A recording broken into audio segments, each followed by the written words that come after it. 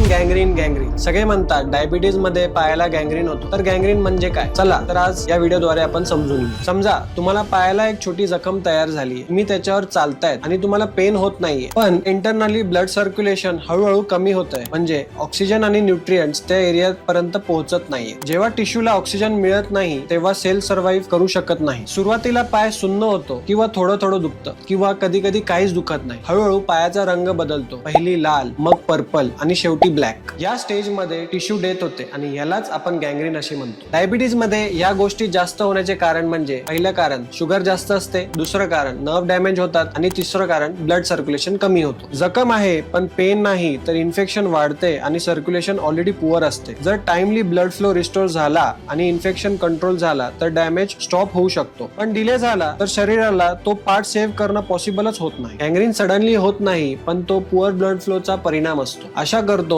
तुम्हाला गँग्रीन म्हणजे नेमकं काय या व्हिडिओद्वारे कळलं असेल. जर तुम्हाला गँग्रीन रिलेटेड काही शंका असतील तर या व्हिडिओ खाली कमेंट करा आणि माझ्या चॅनलला सबस्क्राईब करा.